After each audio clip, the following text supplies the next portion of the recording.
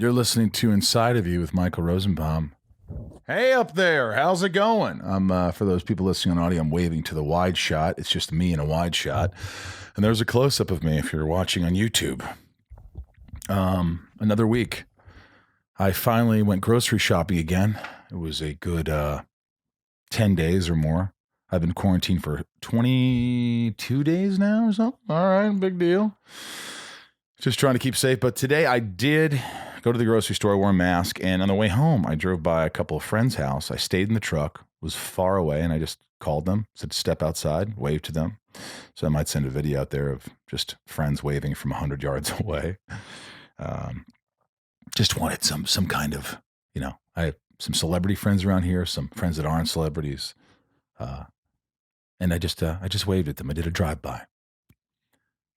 What are you doing? Tweet me, Instagram me. What are you doing during the quarantine? Do you have a family? Are you alone like me? Are you playing some music? Or what kind of music are you listening to right now? I kind of sound like a DJ right now. 99.5 WKDQ. Hey, fans of Inside of You or first-time listeners, what are you listening to out there? Huh? What's getting you going? What are you eating? What are you cooking? Are you cooking out there? Make sure you exercise. I'm not going to tell you what to do, but I find that when I do exercise, I feel a lot better. I try to fill my days up with things, walks, playing with the dogs. It's funny how much better you feel when you just write down, from 1 to 2, I'll play with the dogs. From 2 to 3, I'll cut my finger open like I did. That's why I have a Band-Aid. Anyway. So, hey, we got a great episode. Those of you who didn't get a chance to listen to Nick Swartzen, boy, that was a good one. Very funny comedian. Hangs with, the Sandler gang. He's in all the Sandler movies. Really funny guy. And if you haven't listened to him, make sure you watch it on YouTube or listen. And subscribe, please, to Inside of You on the YouTube. And, it's really helping. I'm trying to grow. And it's tough because people commuting, they're not commuting as much. People aren't working as much. So, but I appreciate the support. I appreciate my patrons out there. You know who you are. And I'll say your names, of course. Some of you out on the outro. The handles, all that stuff, Inside of You podcast on Twitter and Instagram and Facebook, and spread the word. That's how it works. It's word of mouth. If you really are liking it, digging it, it's helping you. Got great guests, one of which today is this guy. This is the second time he's come on. This is the first time we did the interview with, so you could watch it. We film them now. And it's pretty great. Ryan Tejas, my editor engineer, he really does such a superb job in the editing room and getting the goods. Rooker is a tough type. Tough type? Yeah, I said it. I've known him for a long time. He's a friend. A lot of great stories. It's hard to get him serious, but when he does, it's, you could see it. He's trying to hold back. But there's something there. There's a lot of history behind his eyes, and great actor, great intensity, just very forthcoming, honest, and I loved having him. So just a reminder before we go to Michael Rooker, I'm trying to do this live podcast with Zach Levi. That might not happen. I don't know. It's July 2nd at the North Door, back-to-back shows, July 2nd, Austin, Texas. Conventions, guys, we'll just see what happens down the road. You could always listen to Left on Laurel, the band, my band playing. You could listen to it for free all over streaming. Tell me what you think. The online store is still open. Didn't close. Online, Inside of You, online store. But seriously, tweet me, Instagram me. I'm doing a lot of these Instagram lives. So if you're listening and you haven't got a chance, it's great. It's kind of like a sing-along. People throw songs at me and I've never heard, or I've heard, but I've never played before. And I have a guitar and I look them up and I put chords and I just try to play it off the cuff. And sometimes it's shitty and sometimes it's great. And people are really digging it. I bring people on in the video and the Instagram lives. It's fun. Also, if you're a really big fan of the podcast, join Patreon. If you want extra footage, bonus footage, questions with me inside of me, videos to you, messages to you. Some tiers get merch. Packages every few months. You get to ask questions to the guests. It's a lot of fun. It's a community. I now do a YouTube Patreon. I did it last week, and boy, it was a success. We had a lot of fun. All my patrons got on there, and it was just us. So feel free to do that. And most importantly, forget everything I said if you want, and help your fellow human being by going, supporting the Ronald McDonald House. I just did a dinner with my friend Daisy Ureño. She and I sponsored a dinner at the Ronald McDonald House for all the families. And if you don't know what Ronald McDonald House is, imagine, these are children, kids, babies that are suffering from many different things, cancers, leukemias, just different things. And Ronald McDonald House, they house the families while their child is going through treatment. So it's a pretty amazing place, and they need your help. The families need food, and they're always looking for a sponsor of a dinner. You can get a dinner, I think, for $250. So if you have 25 friends, $10 each. I try to do as many as I can. Also, Echoes of Hope, Foster Youth is a great charity, and Food on Foot. The homeless are really suffering. You think it's tough being homeless before this, like it could be any tougher, and it just got tougher. So foodonfoot.org. Ask for my friend Rob Danson. Tell him old Michael Rosenbaum sent you. Anyway, it's always nice to help. It always feels good. There was a great thing that happened. I'll say one more thing. On Instagram Live, I don't know if I told you this story, but I randomly select people and I just go, and they come up on the video, and it's half a screen of the person, randoms, and me. And so I just said, oh, let's go with Megan Clifford. And she goes, hey, I was a Make-A-Wish kid. And I came on the set of Smallville 16 years ago. And she started telling me, how it changed her life and how nice I was, how nice everyone was. And it was just an emotional thing. So I posted it on Instagram. It's a wonderful story amidst all the horror out there. But have hope, man. I think one of the things that gets annoying is how many people you get these articles every day, right? We get these articles like, oh, check this out. They said that this is going to happen. Oh, look at this. Some guy's got a cure in Albuquerque. Oh, and it just goes on and on. It's so much that you're just like, and then you do it too. You find some morsel of hope that, hey, someone's going to have a cure. And I think they're working. I think they are getting close. And I think we should have hope. And it's good to have hope. And, it's just important to just love each other, love the shit out of each other. And you know what? I love this guy. Michael Rooker, Walking Dead, Henry, Portrait of a Serial Killer, Guardians of the Galaxy 1 and 2. I got to work with him. He's wonderful. He's intense. He's hilarious. You got to check him out. Let's get inside of Michael Rooker. It's my point of view. You're listening to Inside of You with Michael Rosenbaum.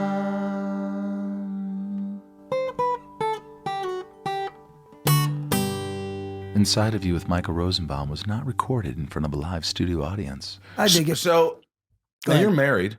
Yeah. You've been married for how long? She won't watch this, don't worry. How long have I been married, man?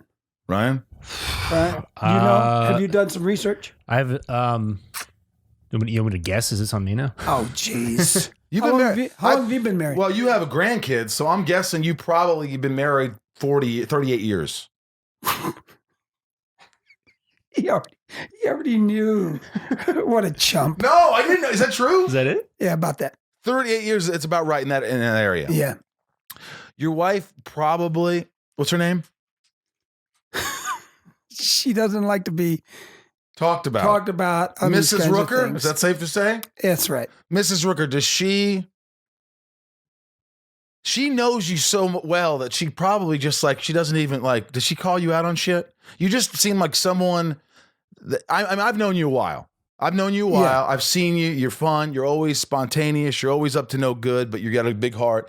But I'm just saying, someone who's married to you, she doesn't call me out. I mean, on what? Does she ever say she thinks I'm crazy when I want to drive all the way across country. That's what I was getting to. Pick up a rifle. Oh, a rifle. Pick up a truck. To pick up a new bow. Is this something you do? Is this something that you will go for? You'll take a flight somewhere or drive hours to pick up something you like. That's right. Well, I worked for UPS at one point in time. Or how old were you when this happened? This is before Henry. I know. You're a good truck driver. I drive. Yeah, I'm a good driver. I like driving. I can drive for many hours. What is it about driving that you love so much? There's got to be something. Yeah, I'm by myself. That's what it is, isn't it? Yeah. Because I notice like when you go to these cons or when you're on set, everybody's like focused on you. You're full of energy. You're full of life. Yeah, when you got your downtime, you get your downtime. So driving was a nice break. Cool. Just chill out on your own. Stop when you want to stop. Where do you stop? Truck stops. Do you see a Hardee's? Does Hardee's still exist? No. Yeah, the Hardee's. Dude, Hardee's is a big company. Yeah, I think it became Carl's Jr. though. They still exist. No, it did not. I think it did, right? Did it really? No, I think they both exist as one. Yeah. I think it's Hardee's like once you cross the middle of the country. Part of that chain. Yeah, right. But when you say truck stops, you stop. What do you do at a truck stop? It's just you get some water, you stretch your legs. Yeah. Then you stop at your hotel and choose a hotel. You don't look you're not a fancy guy. You stay at like what? The Knights Inn? Well, there's not a lot. There's not a lot on the choices. There's not a lot of choice on the. What are the choices? There's actually a lot of. There are more choices than you would think. La Quinta. Well, La Quinta's a fancy place, isn't it? Sounds fancy. Holiday Inn Express. Holiday Inn. Best Westerns. Turn the light on, What's that one? Motel 6. We'll leave the light on for you. Yo, baby, Motel 6. Turn the light on. Okay. Do you try to save a buck? Because you're a guy who has a lot of money. You've been working in the industry a long time. I always try to save a buck. Obviously, you went to Wisconsin. Yeah. You just flew to Wisconsin to save 10 grand on a beautiful truck, which is parked filling up 3 driveways outside. Pretty much. It's a huge truck. It is huge. It's well, I have an Airstream, so I'm going to tow this Airstream, and the Airstream is an old style Airstream that's all the silver roundish all ones decked out now, all buffed out. It's beautiful and it's looking new and it's very cool.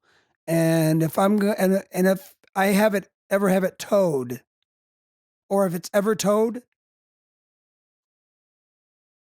it's going to be by me. Because I'm tired of other people breaking my shit. Okay? Who breaks your shit? All the Teamsters when they drive my trailer to and from sets. But that's not your trailer.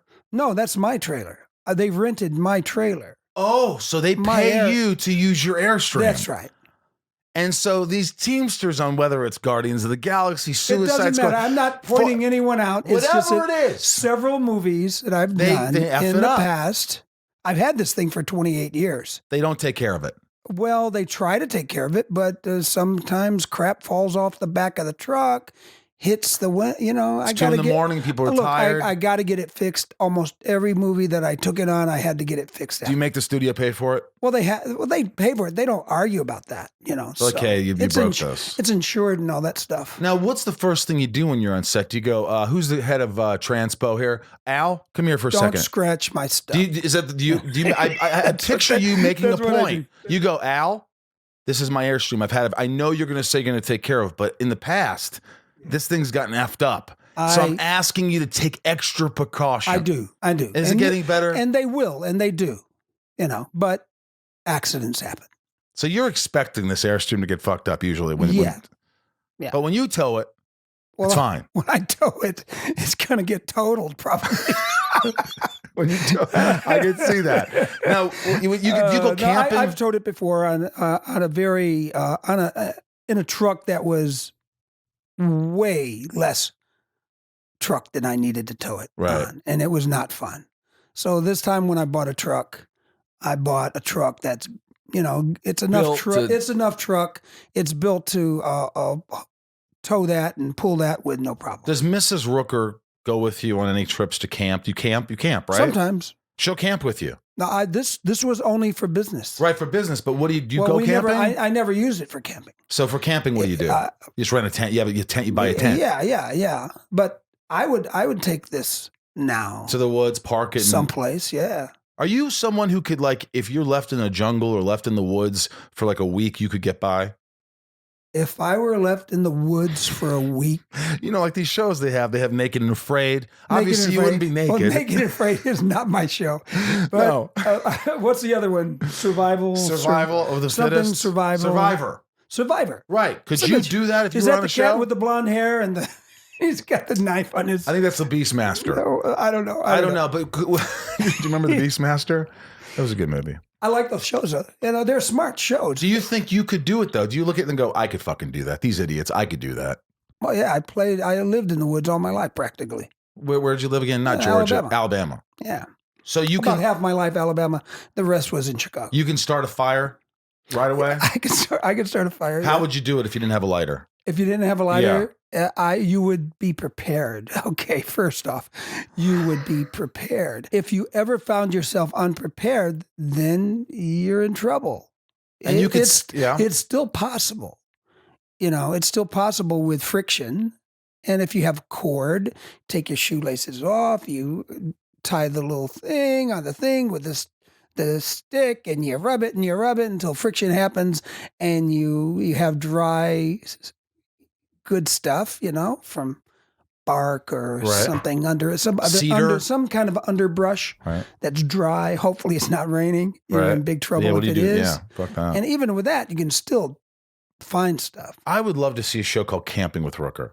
You just out there with other idiot celebrities, but you know how to survive. Nothing. Out there with nothing. Could you imagine you're out there with me trying to show me how to do shit? Merle Dixon was... That was like my home away from home character. Merle Dixon could do anything in the woods, survive, find food, whatever he needed to do, shelter of some kind. And that's kind of basically what I could do. You can do those things. I can do those things. Now, it's funny you bring up that. I wasn't going to bring this up, but it was all over the place. And I know you can. But go ahead. It's all about being prepared. Yeah. So if you if you go into the woods without a pistol, yeah, you're an idiot. A pistol, a rifle, pistol, whatever. A knife, a bow, something to protect yourself. Well, not necessarily to protect yourself, but to if you need to hunt or something like that, you can. But it's also for we're not head of the food chain out there, Bo. Right. In case you didn't realize that. Yeah, I'm aware. Yeah, we could get eaten. Oh, sure. Easily. Have you ever been attacked by an animal? Yeah, I was attacked by a terrier once. A dog? A dog, yeah. Like a vicious dog? It bit my thigh. Did you have to take care of the dog? I chased it 2 blocks while its owner was chasing me, yelling, "Don't kill my dog! Don't kill my dog!" He bit you good. You were bleeding? He bit me. I'm bleeding. And, did you have to go to the doctor right away? You're like, hey, I could have something here? Nah. His dog, I knew the dog and I knew him. Did he calm you down? Well, no, I calmed myself down because I got exhausted. The dog ran all the way home. I'm not going to chase it all the way home. Now, with you, do you feel like, okay, so this dog bit you. You seem like a guy that, you're calm, you're cool, you're whatever. I was. But if something happens, snap. I was still calm. You can snap though, can't you? I was still calm. I was still very cool. When the dog bit me, he jumped up, bit me. Right in the groin area. Leg. Yeah, dude. Landed on the ground, looked up at me again. I looked down at it. I didn't say anything. And it took off. It knew. It read my mind. Fear. It knew. Fight or flight. He saw in my eyes, he smelled my intention was to take it and smash it upside the building somewhere, Yeah. You're going to bite me. This is what's going to happen. But it ran away, and I'm glad it did because it's a cute little dog. Right. I didn't. I really wouldn't want to hurt the dog. Now, see, what I'm thinking is when people watch all these movies and well, sometimes. Listen, what are we talking about? What have we talked about so far? Your trucks, being alone, being in the woods, animals. Woods, but aren't you happy about that? Biting dogs. Well, look, what I'm thinking is like you have a temper. You're like one of those guys. Can you really you can lose your shit, right? But can you lose your shit now? Because I know you meditate, you do all this shit. I can get upset, but you really have control. Sort of a controlled upset. Can you get out of control? Sometimes I get upset just for the show. So you're just pretend angry. At times. So you're just saying, I want people to think I'm crazy, but I'm really in control of what I'm doing right now. Well, I don't think that much about it, but I'm a very forgiving person. Right. If you do something to me and you're really sorry, I won't hurt you. What if I bite your leg? I would bite you back. You probably would. I would have bit the dog back. You would have. Yeah. I would have picked him up and bit his little nose. So how does that feel? I like that you go after the nose, not the cheek or the tail. I'm going to bite his little nose. No, I'd Little eyeball fucker. him, pick him up, put his little face in my face, and I go, "What do you think about this?" Hey, let me ask you a question. All right, so you go back to Merle because you were talking Oh about my Merle God. and how he would survive. Ryan loves this. There was posts everywhere, Twitter, Instagram, everything. About what? It said Merle, the reason Merle didn't come back or whatever, AMC is cheap. That was everywhere. Yes, it was. And wasn't that great? And you love it. That was great. Were they That was cheap? great. Were they? Of course they were cheap. Come on, give me a break. Are you serious? Nobody got any money those first 3-4 seasons. And you busted your ass. You know, and we killed it, dude. We worked our asses off and we made that series, okay? But nobody got any money. I mean, we got paid really basic salaries. But of course, you know, the show becomes popular and then, you know, they start paying people after that. But I don't blame them. I do the same thing. Why would I want to pay top dollar on a show that's not proven?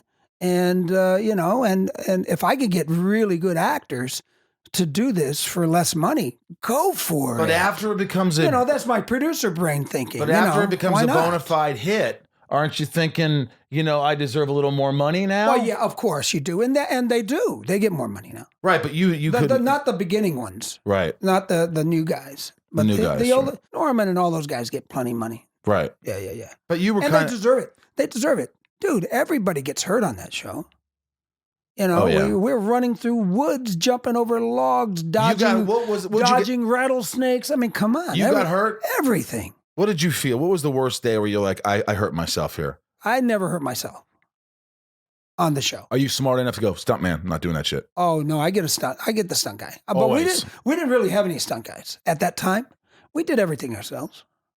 We did all the fighting, all the rolling around in the mud and dirt and the blood and the beer and everything. And we did it all ourselves. Who'd you get along with the most on Walking Dead? Honestly, the one guy you're like, I like to see him. I like to talk to him. He's fun. Or her. You know, me and Norman got along just fine. And we liked hanging out and talking. You know, you know how it is. Yeah. You're so busy. You really don't, unless you make a superhuman effort to hang out. Right. You don't hang out. You go home, you go to your hotel, and you sleep. You're exhausted. Norman would go home without cleaning up and taking makeup off. So he just stink? You're so tired, dude. You just, you quit. They wrap you. You don't even want to take the 30 minutes or whatever it takes to get cleaned up. You just hop on your bike and you go and you shower when you get home. Did you notice anybody who I just did that many times. that kind of played the part who just like was like, it kind of actually stinks like his character would? You know, I think we all probably were. Especially those hot days in Atlanta, Yeah, right? dude, it's hot and it's sweaty. There's nothing much you can do about it. Were you exhausted? You Do you think know? you're going to pass out? Like, I'm tired. No, I never felt that on that show at all. I even on the rooftop when it was 115. Oh, yeah. When With the hand, other with the people handcuff. other people are getting weak and passing out. I was just sitting Who there. was passing out? A couple of the Oh, actors. you're not on the show anymore? No, a couple of the actors. Guys, girls, both? Yeah.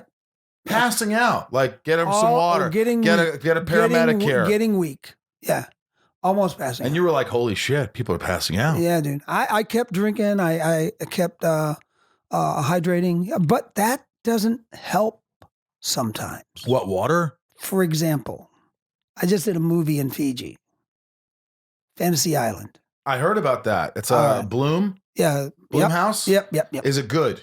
I just saw it. It's good. Okay. I like it. Okay. And my first 2-3 days on that show were the hardest, most dangerous working days I had ever done on any show ever. Wait a minute. Are you kidding me? I saw that. I was just rewatching Sea of Love with your scene with Pacino where you're fighting. And that scene is the most intense scene that goes on. Harder than that? Oh, harder than that.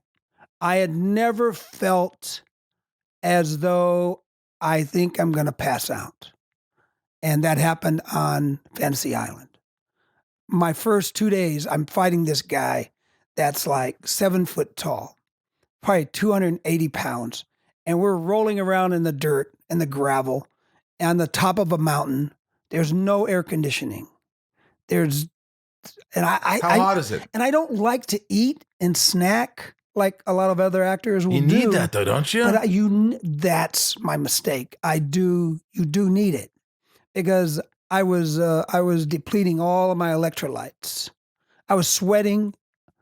I was drinking plenty of water, but the doctor, when he got there, was saying, look, what's going on is that you've depleted your electrolytes. Now you're drinking a lot of water. You've been drinking a lot of water, but all you're doing is you are basically exhausting, dehydrating. You're hydrating yourself, but you are diluting the electrolytes that you still have left. So what I needed to do, even more than drink water, was to have some sort of drink with electrolytes. And that's basically what happened. And that helped? Yeah. He gave me some powdered electrolytes. I took 2 of those guys, half a bottle each, and within 20 minutes I felt great. Were you worried though, like, oh my God, am I getting old? Is something happening to me? Am I going to have a heart attack? I was like, honestly, in between takes, I would just drop to the ground. I was on the ground. People had umbrellas over me. I mean, you didn't know, and it happened quickly? It happened. Yeah. It was like there was no stopping. We were working all day long in this heat. And, I had heat exhaustion, heat stroke once. Where? And it was in Wisconsin, actually.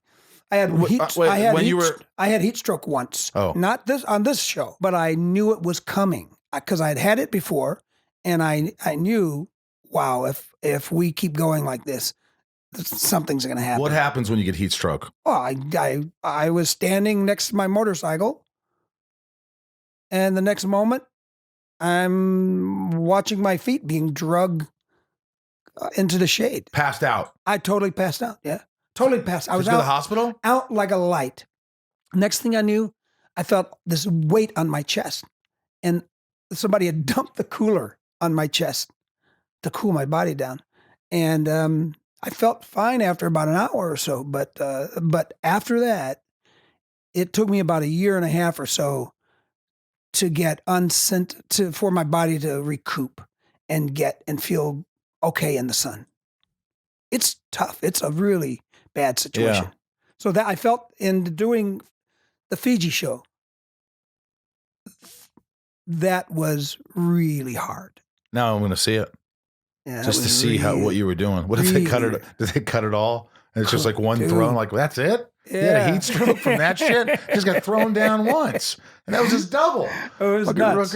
It was nuts. So after that, though, I learned my lesson. Snack a little bit.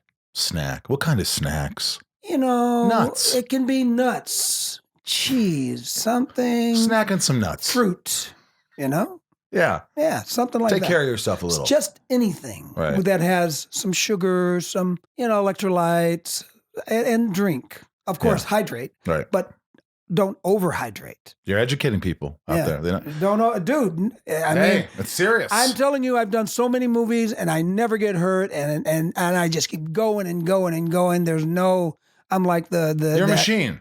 Yeah. And you don't get anxiety. I don't get anxiety. I don't get tired. Never. Never. One of the few actors that have come on here and said, yeah, just don't get anxiety. You really have never been, oh, fuck, I'm anxious. I'm nervous about something. I can't fucking get it. No, you get that? I don't get that. You don't give a fuck. No, I don't care. You really don't ever care. No, this is true. No matter what. You never get embarrassed. Other people are on the set and they're like, oh, Rooker doesn't know his lines. You don't go, oh, fuck. Oh, my lines? No, I don't care about knowing my lines. You really don't? I mean, you usually know them. But usually you know your lines. You know your stuff. So if you go up or down or inside out, in between lines, you're changing them, you're fixing them usually. But sometimes, like when you work with Gunn, you don't need to fix anything. It's just what the script says is. It's great stuff. So you learn it way ahead of time, right? You want to do it because it's so well bloody written. You want to do it the way it's written. Do you? Most scripts, and you can tell me if I'm over exaggerating, but 90% of all scripts, you want to change it. It's got to be changed because it sucks. And by the way, that's the hardest to memorize lines when they're, and I always talk when about they're people, constantly people changing. Are always talking about memorizing. It's the, you told me something once where it's like, didn't you have to like read your lines or have this because they gave you a monologue or some shit like? Oh no, I did this past year, a TV show, with Mahershala Ali. Oh, you did. Don't say it. Detective. True Detective. True Detective. Yeah. Yeah. Awesome. I had 2 days to learn a 9-page walk and talk. Obviously, that ain't happening. I mean, even for the best of us, that ain't happening. I'd probably turn that down. Scare the shit out of me. No, I'm not doing that. Why are you doing that? I know. I should have turned it down. But my friend, Sackheim, was directing it. And he said, "You come and do it." And I said, "Okay." And I said, "Okay." I do a lot of things for friends that sometimes I shouldn't. But I should have said, "Dude, like this podcast, not enough time." Well, exactly this podcast. Yeah, exactly. You know, you're not having fun here. So I get there, and it's ridiculous. And we talk, and I say, "This ain't happening. Come on. How's this possible?" What did he say to you? Look, this is going to take this. Look, we got to do this in 1 day. Give me a break. 9 pages. 9 pages in 1 day. Walk and talk, a lot of it. Most of it. And he said, "Well, we have this actor that does a lot of the voiceover stuff for us. And he uses an ear." And that's what I want to do. He uses an inner ear. And he said, "Would you like to try that?" I said, "I've never done it. I've heard about it, of course." And he said, "Well, would you like to try it?" I said, "There's no other choice, dude. Let's just do it."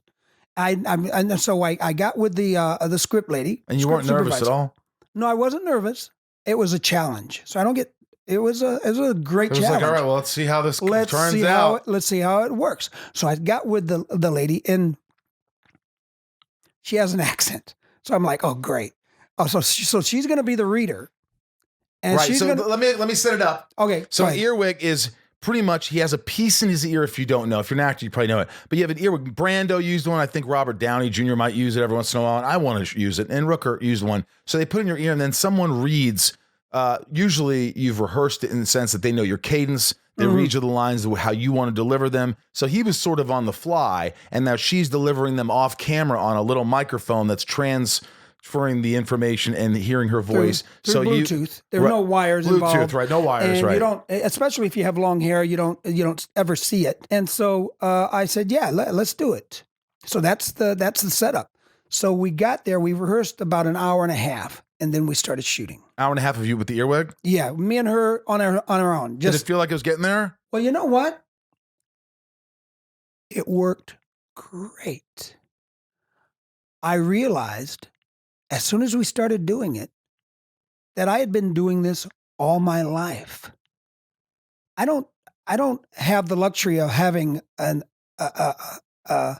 person with me all the time working and running lines. So I use a tape recorder to get the basics of my lines. Right. All right. And it's repetition over and over and over and over, driving across country to your set.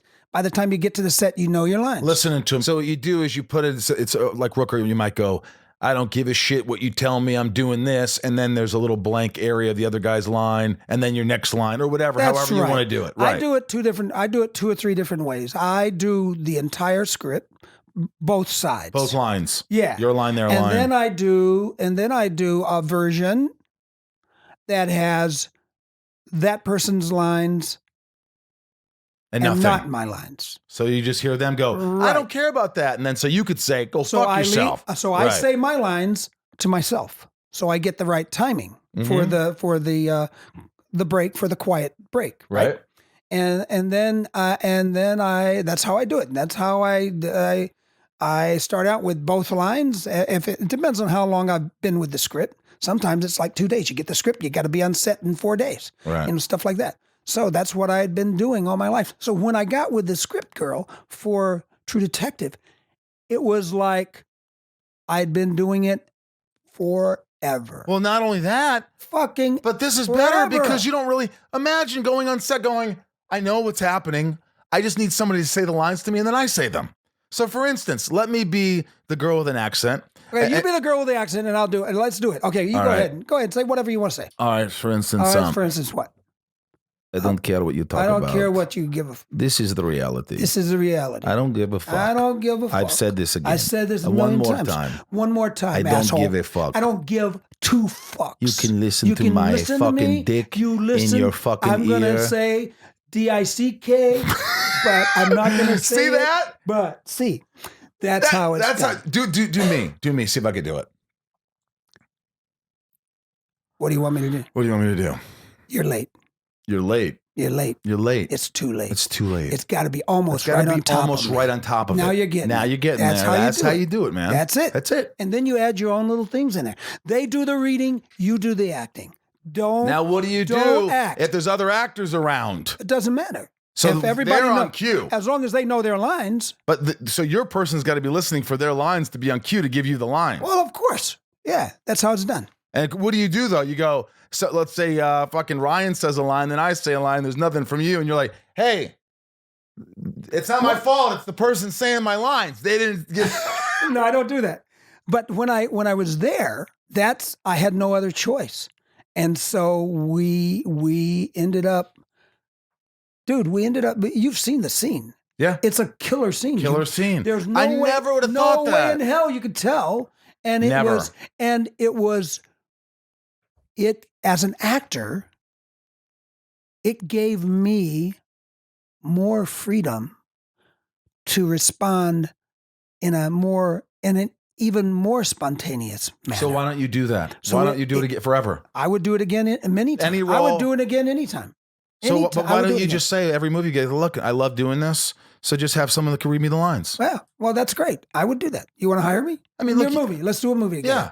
Okay, I'll do the whole movie. You can hire an. Well, you can hire an assistant. What if all the actors have their own Could you earwig person? imagine how confusing that would be? That would be so crazy. That would be so crazy. You know what's funny is, if there's No, I would do that again. I would do it again, especially if it's a 9-page thing or even a 2-page thing. Saved my ass. Saved the production's ass. Saved time. We got through the entire 9 pages without one flub. Were you like amazed by it? It's like a gift from God. It was, you know what it ends up being? Honest to God. It is one of the most wonderful tools in your tool chest that you could ever have. Yeah. That sometimes you have to draw upon. And sometimes you don't. Depends on how much time these producers and studios give you as an actor. So now, when someone says, hey, can you do this? And you're thinking, oh my God, no, there's too much material, not enough time. What am I? No, I'm not that stupid. And you can just say, yeah, no problem. You lose stress. Now you can. By the way, you wake up and go, no stress whatsoever. I don't have to fucking memorize my lines all night. There's no stress. I could go out. And you're spontaneous. And if you're given these lines, it's real. And you're even more spontaneous than trying to memorize shit in your head. Because you're thinking it's contrived. Right? So what if, for instance, I'm going to do it one more time. What if you're a little angry? It's emotional. And you have to really listen to it. Like, shout. It's like, I don't give a fuck what you're talking to me about. I don't want the person to do it that way. You don't? No, I want the person to read. I don't give a fuck what you say. Not even that. I don't give a fuck what you say. Yeah. And then you do the emotion. Yeah. If you just do it just normal. All right. Okay, ready? Go ahead. I don't give a fuck what you say. I don't give a fuck what you say. You're a piece of shit. Fucking prick. So, there you go. What if you have your hard of hearing? Then you got a problem. I can't hear you. Can you turn it louder? That happens. Sorry. Have you done that? That happened. Yeah, Well, no, it happened on True Detective. I would adjust the sound while you're in the scene. But if it's too loud, then you get feedback from the other mic that are close to you or close to the other actor. You're gonna get a technical some sort of feedback, and it's not good. And the director loved what you did. Everybody loved what I did. So they were like, and everybody knew he's gonna wear your wig. Nobody knew. Nobody knew. No, on the set. Yeah, no, people Who cares? know. People know. Who gives a shit? But people who saw it had no not even an inkling. Isn't that the key? And they loved it. Isn't that the key? I got so many kudos. Yeah, you were. I text you about it. I got so many kudos from that scene, from that show, and I'm telling you, and I don't see it as a crutch. As a crutch whatsoever. I see it as an amazing tool that I got to experience, and it worked. I think I would do. Wouldn't you like to try it once? Try it. Yeah. I want to live it. No. If I could honestly, like, hey, you're shooting a movie next week. We want you to come and do this scene. It's 3. Dude, great. Give me an earwig. I could do the whole movie. You give me. I don't even need to prepare. I don't. No, there's. You gotta prepare. I know, of course. You gotta know what happens. Well, you gotta know everything that you already do in your preparation as an actor. Yeah. You still must do. Yeah, absolutely. Albeit, when you only have 2 days, there's not much you can do. You just have to be. Your instincts have to sort of take over, and that's. As an actor, as a human being who knows how to read and comprehend and understand what's written, you're going to get the idea. Absolutely. Okay, it should, unless it's some other really seriously multi-layered dimensional script that. Yeah. Why would they want you? Why would they put you in a 2-day situation like that? Right. So it was a 2-day situation. I mean, how could they, by the way, look at Michael Rooker and think he could learn 9 pages in 2 days? I'm not. I know. I'm not looking at you saying you couldn't do it, but I know. Or any actor. I know. Not just Rooker. Anybody who could say, "Yeah, I could deliver 9 pages to you." It's just those people are brilliant. The people that can do that. That's one of those rarities that you just go, "Wow, you're fucking." I don't know. You know what? But then that calls into question their internal preparation. They're just repeating. They're just like they just have to memorize the lines. Yeah, I just have to memorize memorizing and spitting them out. This is better than that. You're not memorizing lines and spitting them out on set. You are taking the line into your brain, and your brain is giving you an interpretation instantaneous, and you are. That's why I said to the reader, I said, look, you read, I act.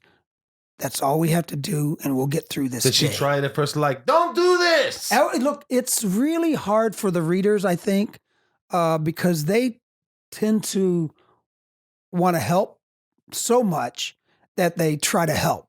You don't want them to help. Right. The only help that they need to do is just to read it in a natural cadence and normal. Don't act for God's sake. What if you're taking a long beat? What if you're like this? She says... They have to know what you're doing. They have to be in visual contact. It's really nice when they're in visual contact. Right. But when they're not, you will have to had rehearsed enough for them to know when you're going to slow down. Right. And because they can, So Sally, it's like this, Sally. So after he says, I'm going to kill you. I generally tell them, wait 10 seconds. I'm going to take a beat here. This has to have its own moment. Okay.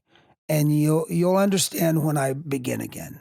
So it'd be really funny if she goes, I know he takes a moment, and then she forgets because her phone. She's like, and all of a sudden you're waiting there for 2 minutes. She's like, oh shit. No. Oh shit. There are people. No, not shit. That wasn't the line. There are people who do this professionally, and they know it's a very concentrated energy and effort, especially if there's long monologues involved.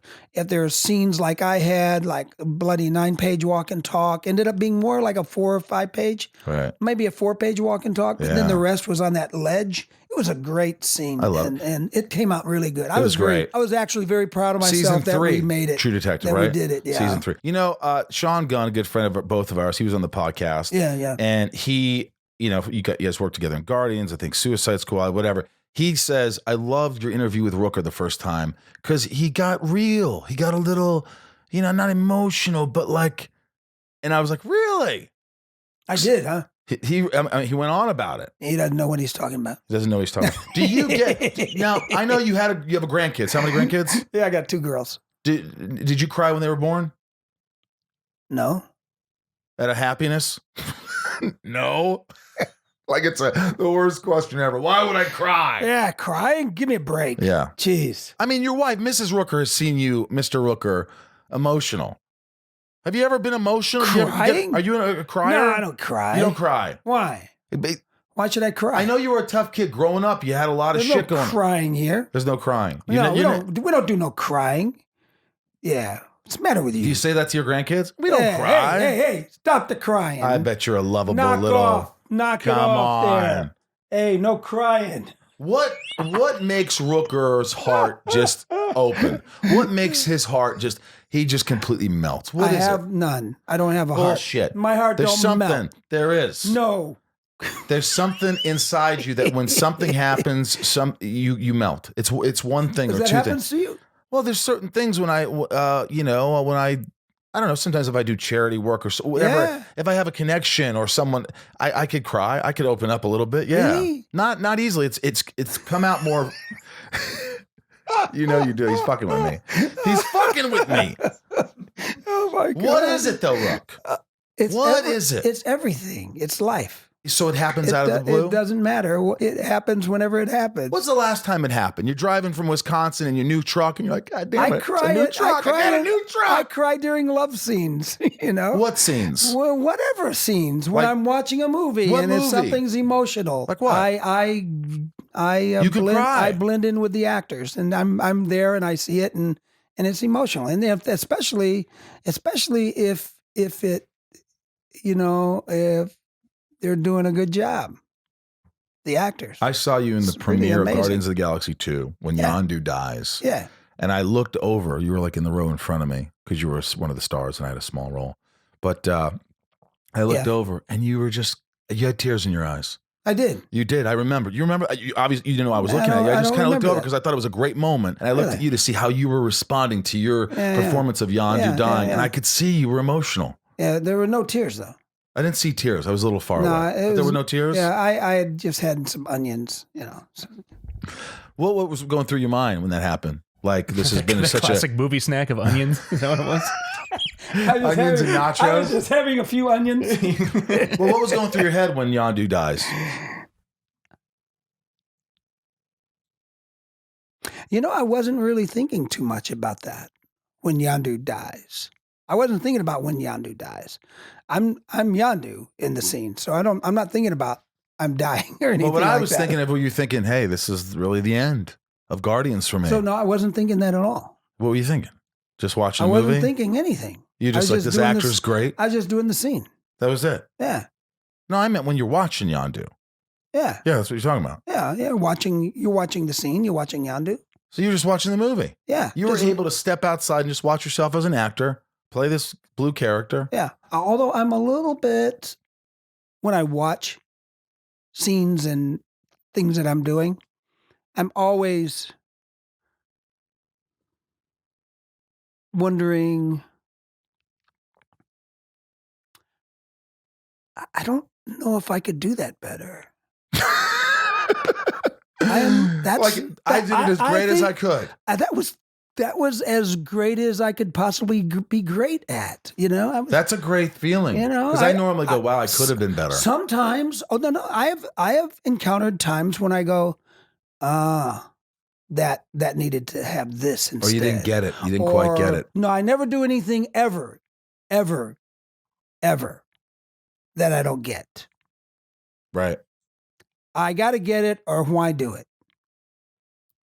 Okay, I can't do that. I got to believe it, or I don't want to do it. So I got to take the moment, take the time, take whatever I need to take, right, to understand why I'm saying what I'm saying. For example, you have a glass of water, yeah, yeah, and you're putting a drop in that glass of water, and it's filling up to the brim. I don't say anything. I don't want to say anything until that water is spilling over. That's your line. That's your voice. As the water spills over, that's when you speak. You don't speak before. You don't. That's why I don't like to rehearse either. Yeah. I don't want to do that. You don't want to feel phony. Until it loses its until luster. it's ready to go. Do you hate it? You hate rehearsing? I rehearse at a certain level, and that's it. Hey, this is where I'm going. This is what I'm going to be doing. I'm going to sing this, and now that's it. Let's move on. Well, yeah. Otherwise, Does Gunn make you kind of talk it out? And I don't want to talk stuff out that much. you just don't. I'll talk with him, but I don't want to talk with the other actors. Or Like, I'd rather you guide me while we're doing it than to just get it all out now, and then you're like, oh, this is what he's going to do, or this is what I'm going to do. It'd be nice to not know what I'm going to do. Right. I don't want to know what I'm going to do. I don't want to know what you're going to do. I try my best to not know your lines. I don't even want to know my lines. Honestly, I want my lines to be as fresh to me as they are to you when you hear them. So if I can do that, that satisfies me. Yeah. You know, as an actor, as an artist, I want it to be as spontaneous and fresh as possible. And sometimes it's really hard to do that. It's really hard to get that approach is. I don't know if I don't know what is that you kind of do the same thing or I don't know. I don't like to rehearse. I don't like to rehearse, especially that much. Comedy. I don't like to rehearse comedy. Yeah. I just feel like you're going to lose it. You're going to lose it. Be spontaneous. Well, comedy's I don't like it. Not much different than, pretty straight drama. And it's hard when other actors want to rehearse. I need to rehearse. This is how I want to do it. And then you have to sort of go, okay, fuck, I don't want to be a dick, but like, okay, I'm going to give it to you, but I'm not going to give it to you. I don't mind rehearsing in the early stages of just learning lines. Right. That's what that's what you do anyway. That's fine, but that's what you do anyway. But I'd rather not know how you're going to do it. Yeah. It sort of defeats that whole purpose of being fresh with me. Yeah. What you're going to say, I don't know what you're going to say. I don't want to know what you're going to say. I don't want to know how I have a line. I don't want to know how you're going to say it. But what if I have a line and you cut me off because you don't know what I'm going to say? I'm like, no, I have a fucking other line, dude. It happens. So what do you do? Go with it. Stop being such a whiny wimp. So for instance, let's say, I go with it. Yondu. And then at the end of the take, you can go back over and you go, oh, I missed that line. But don't stop the take while it's going. So you ever had an actor say, hey, those mistakes can be a lot of fun. But have you ever had actors say that? Oh, I've had actors stop. I've seen actors stop. Does it bother you? With me not being in the scene, but I've seen actors stop because of somebody messes up. But those mess ups can be completely golden. They can yield such precious jewels that you would can't even imagine coming out of your mouths, out of the other actor's mouth and your mouth as well. It can change the whole scene. But so what? They can either keep it or throw it out. Go back and you can do the lines. You can do it the way it's written if you want. Right. Of course you can. This was just a little flub mistake, but I don't like stopping unless you're just fucking it up, yeah. Mauling. Unless you're like completely off base wrong. Yeah. Hey, are you you're in Suicide Squad? Yeah. Right? Yeah. Are you done filming? I'm done filming. Was it enjoyable? It was great. I've never seen James so laid back. When he came for Christmas and I saw him when he came back, there just seems like there was a calmness about him. It's all fake. Is it just fucking fake? He's a knot. Poor guy. All wound up, is that what you're saying? That's all he does.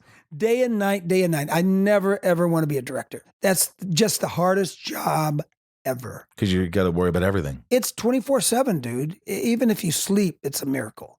Because you're constantly thinking about the other actors, their scenes, the relationships, the sets, the lenses, and all kinds of crap. I was just offered to direct a movie, and now I don't think I want to after hearing you say this. Dude, it is hard. Unless you're willing to give 24/7 all in. If you're okay with that. I directed a feature and I was the lead in it. It was the biggest mistake of my life because it was just too hard. No, but directing it alone is enough. Yeah. Everybody was telling me, Gunn was like, what are you doing? Don't be the lead in it. He was like, I'm almost dead at the end of these fucking things. No, it's tough. It's really, really, it's unbelievably brutal on your psyche and on your You have to deal with everybody else's problems. Yeah, you don't want to deal with that. You Definitely know? not. I don't want to deal with your problems. No.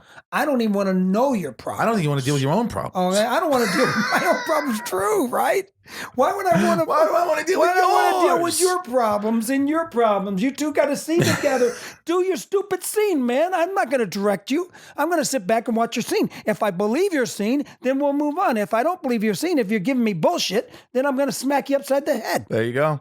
There. That's how you direct. That's how you direct. Do you think that's my directing style? Guardians 3 is going to happen? Do you think you're going to be in it for any reason? No. Why? I'm dead. I'm dead. Will they bring you back as a different character? Dead. My character's dead. Could you play something else? I would play something else. I wouldn't mind. I'd play something else. I would play something else, but I wouldn't want to. Why would I want to play Yondu? Yondu had a wonderful, most amazing send-off that you would ever want in cinematic Marvel history. Marvel history. My God, dude, why do you want to spoil that by bringing the character back now?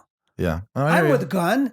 There's consequences when you die. You're supposed to stay dead. There's no consequences when you die. You're dead. Yeah, you're dead.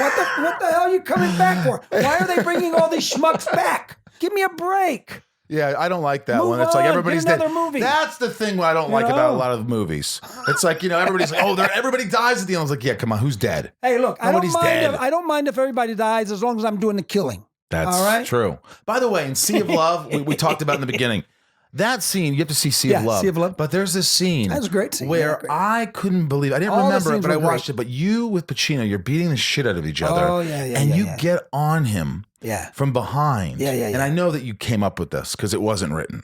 Oh, I'm gonna rape him like I'm gonna take his clothes off. You think he raped? I'm gonna rape him and kill him because you think he raped someone you loved. Yeah. And you are now on top of him. When I see this, you're not obviously you're clothed, but you're beating the shit out of each other. And he's got him. He's beating the shit out of him. And then he acts just like he's grinding him at the end. I was like, fuck, that was your choice, wasn't it?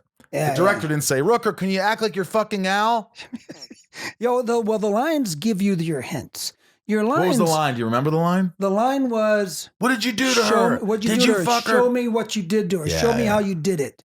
And as I'm ripping his clothes off and I'm about to rape this guy and then kill him, blow his brains out, right? And so in the meantime, he grabs the little trophy clocks thing. you in the head Trophy with it. thing. Clocks me in the head and then the fight's on, right? A dumbbell or something. Yeah, it was a trophy. It was a shooting trophy. Yeah, trophy.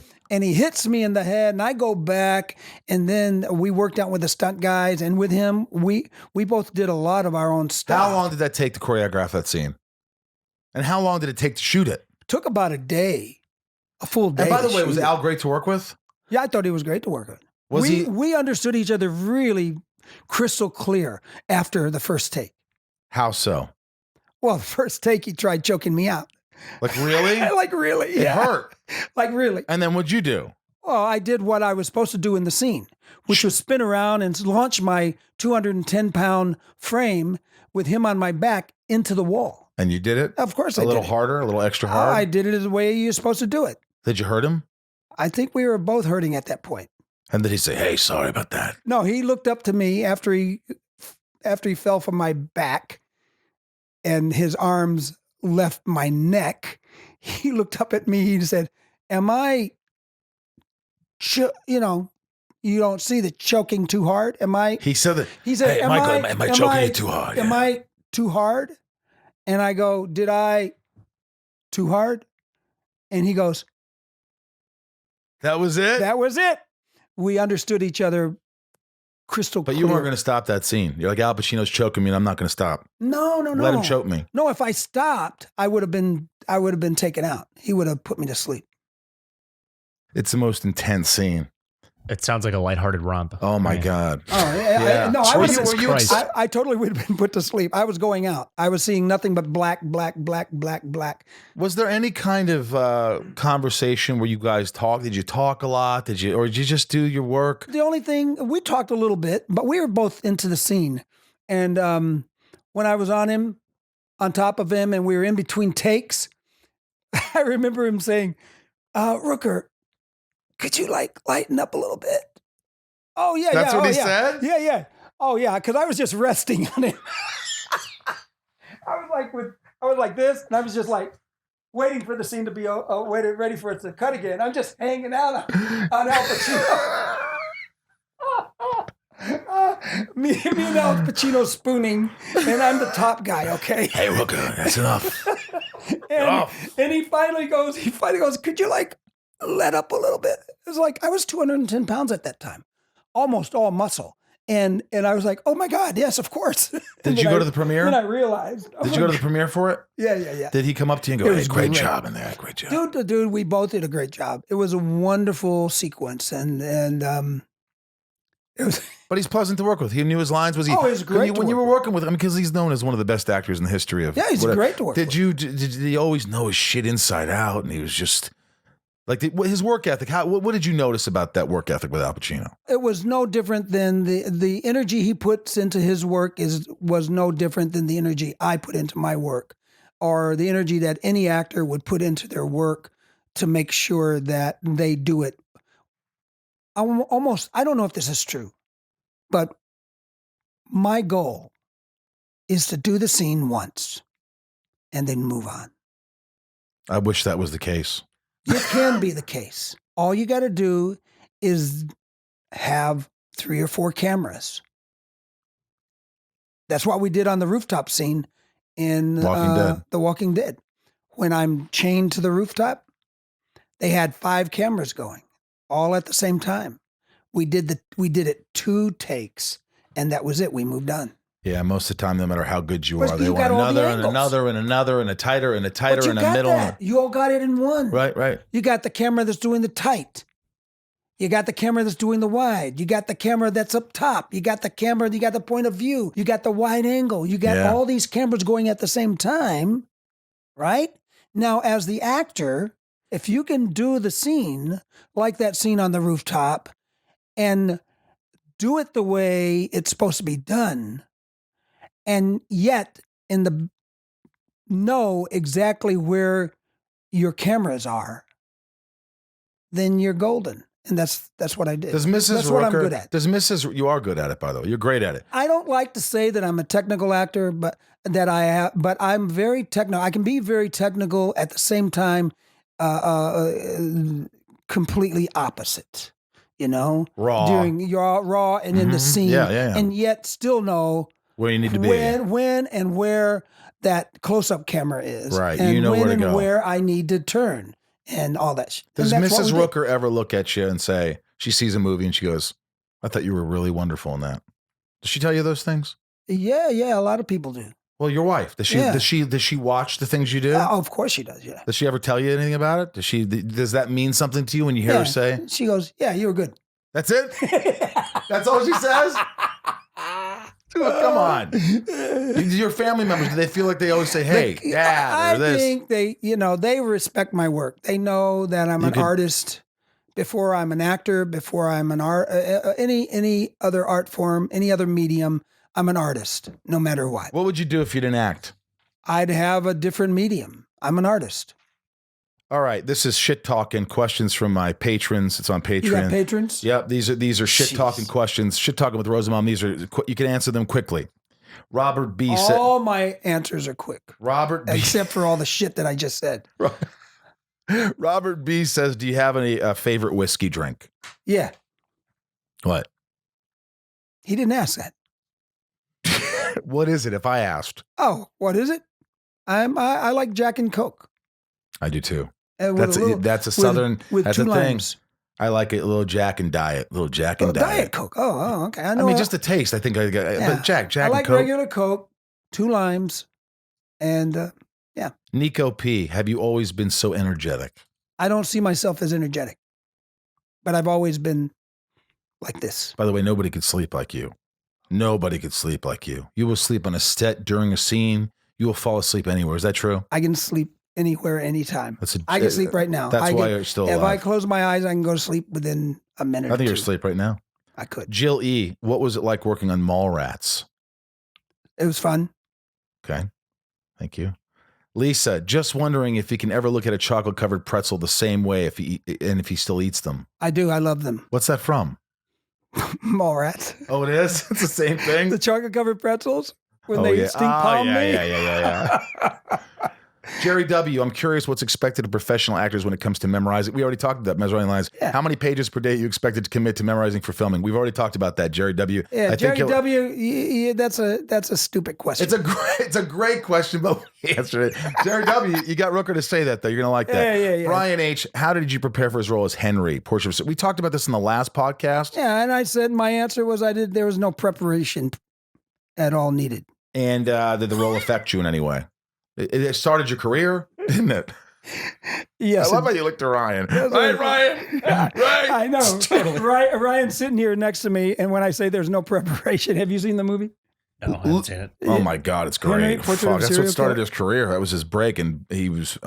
It was scary. I love saying that to people because then they just stop and they're like, I'm sorry. Ugh. I should know that. "Oh, wait a minute." And then I ask, "You need a ride home?" Yeah. Lucas M., I loved you in Slither. Gunn directed it. What is your favorite or most memorable role to date and why? Your most memorable role. He loved you in Slither, but what's your most memorable role to date that you just love, that you're like, that's the one I'll go down for. That's the one I love. You know, I have to say that the rooftop scene was amazing. Walking Dead. I can't say one. It's really tough. But that's to the say first one. thing that came on. First one that came to mind was that one. But also the second one is the moment when I take Chris Pratt's head and his face in my hands. You know? Yeah. During Guardians of the Galaxy 2. Yeah. That was a beautiful, beautiful, beautiful moment. And You got emotional for real. Well, How do you not? How can you not? Yeah. You don't plan on stuff like that. I don't plan on stuff like that. If it happens, it happens. Did you do any takes where you actually cry, where Gunn wanted you to cry, but then didn't use it? I don't ever do that. If some director says that to me, I tell them, go fuck off.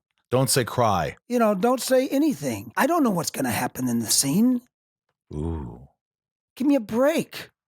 How do I know what's going to happen in the scene? It says cry. I haven't done the scene. I don't care what the script says. Cry? It says cry on page 3. It's stupid when they do that. That's stage direction. The reality is this. I will say this, Rooker. People always try not to cry in real life. Yeah. That's what's the reality is. People try not to cry. Crying is not the goal. Should never be the goal as an actor. If you're more apt to shed a tear if you try not to. Tom, who woke you up after the filming One Yondu? tear, that's all you get, Rooker. Tom says, One who tear. woke you up after filming Yondu's funeral scene? Who woke you up? Which time? I went to sleep about 5 or 6 was times. Was it Gun on the microphone? We did about 5 or 6 takes. Michael? No, I can sleep and still know what's going on. That's crazy. You could be asleep and still know what's going on. Subconsciously. As soon as the cut was cut, I wake up. As soon as they said action. Robot. He's a fucking machine. As soon as he said action, within, I don't know, 10 seconds or so, I was sleeping. Joshua H., what actress or actor you didn't know before filming Guardians impressed you the most after working with them? Somebody came to mind. Somebody came to mind. Chris Pratt. You didn't really know him. I didn't know him. And then he blew you away. Yeah, I loved him. He was great. A really hard worker, and he did an awesome job, man. He's a star. Janelle S., what are your best and worst memories about filming The Walking Dead? Well, we talked a lot about that. Yeah, best and worst memories. Best memories are, the camaraderie, lunch. Yeah, the lunches. Just hanging out. Lunches were great. The food was good. Food was good.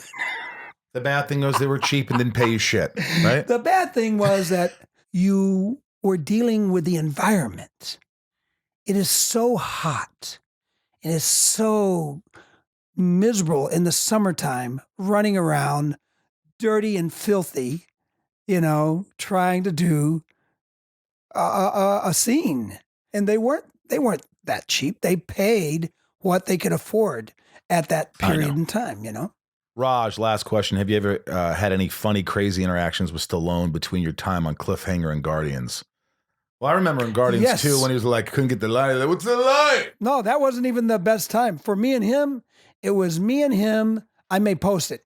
It was me and him taking selfies of each other as standing together like this. We were standing together like this, and we're taking selfies of each other, yet it looked like we were taking selfies of ourselves.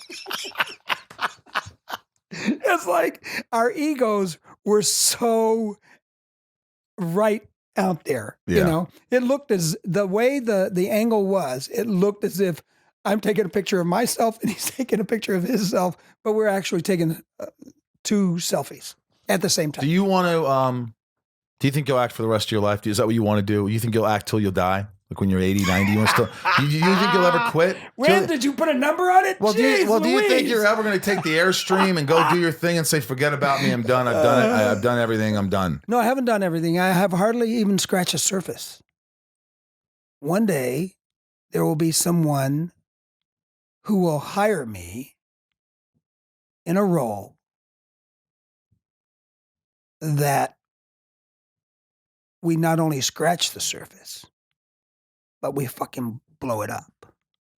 So you still haven't played that role? No, I have not. In your head that is so beyond like you're going to have to dig deep. You're going to have to. I haven't played the role. Really?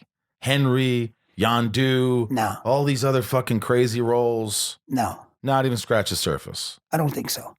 Do you think it's going to be a bad guy, a bad character, or it's going to be an emotional? Is that what you're talking about? Maybe a little of all of that. You want to do comedy? I'm not a very funny guy. I think you are, though.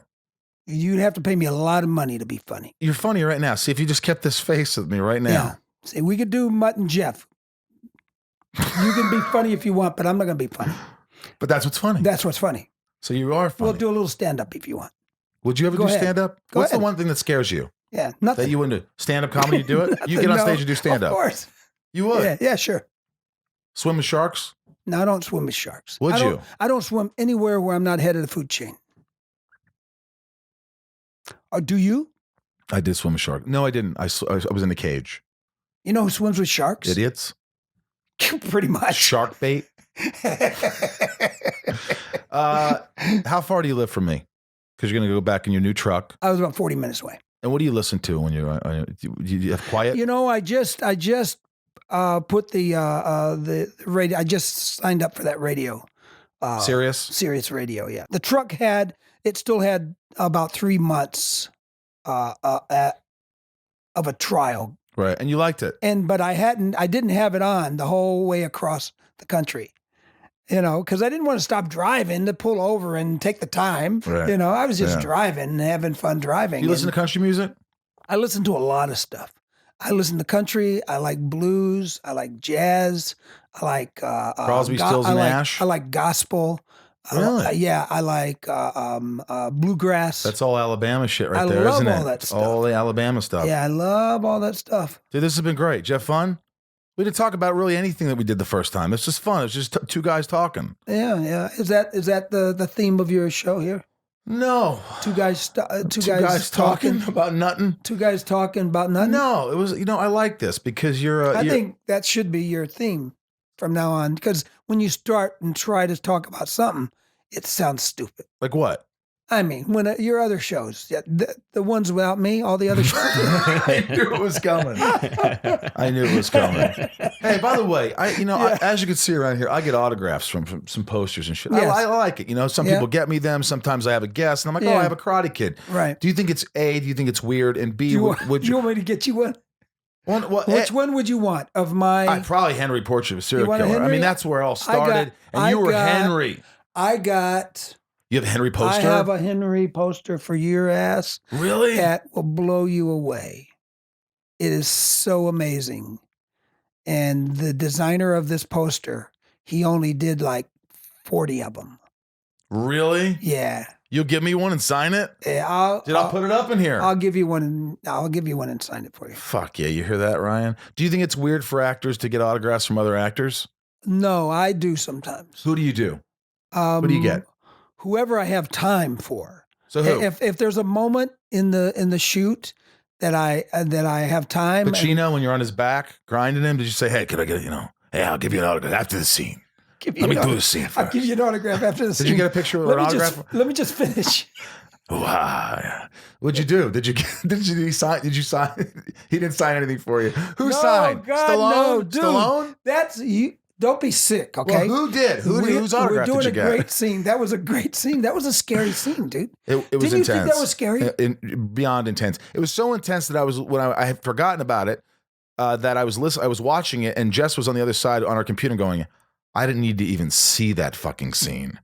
That's how intense it was. That's what she said. Very, very intense. Incredible. That had to be in your reel for many years. Very intense scene, yeah. So whose autograph have you gotten? I don't even do a reel anymore. I know, Avi, you don't need one Do you anymore. do a reel? I don't have a reel anymore. I have a reel from years ago. But I wouldn't mind doing a reel. I like doing my reels. Because you have a lot of great stuff. I enjoyed editing my reels. You edited your reels. Yeah, I did all my editing. So this is when I was great. I want to do this. This. By the way, couldn't hurt if somebody's like Michael Rooker. Oh yeah, I've seen the guy. Blah blah. But when you put True Detective a moment, you put Yondu, and you put fucking. Yeah. You know, not maybe I don't know about Fantasy Island because I haven't seen it, but you know, maybe the outtakes Fast where you're Furious dying 9. of heat exhaustion. You know, I'm in Fast and Furious 9. That, you know, I'm in the Suicide Squad. Right? Suicide Squad. I mean, all these things. And Henry, it's like God, this guy could do everything. I'm hiring this guy. Yeah, you would hope.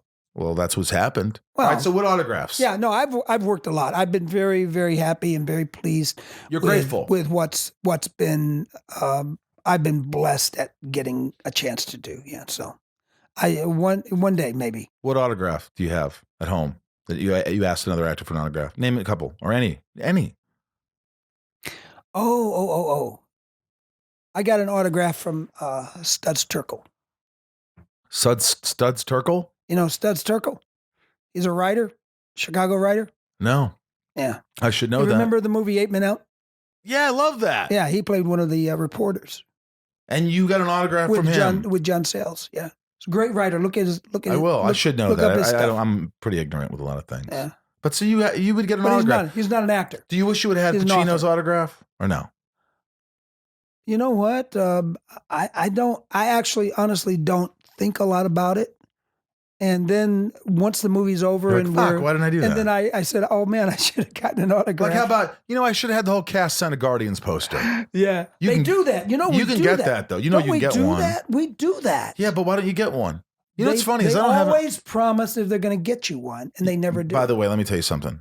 You can get yourself an autographed Guardians poster. You can? Yeah. How? Do you want me to just get you one? Where are you going to get it? I'm going to call the director of the movie, who's one of our best friends. Does he have some store? I'm sure someone's going to have a poster. They'll give it to you that's signed by everybody, and you put it in your rec room. I don't have one.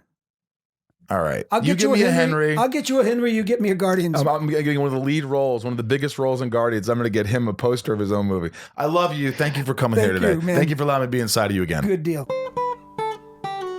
Amazing interview. I really love talking to the guy, and he's a lot of fun.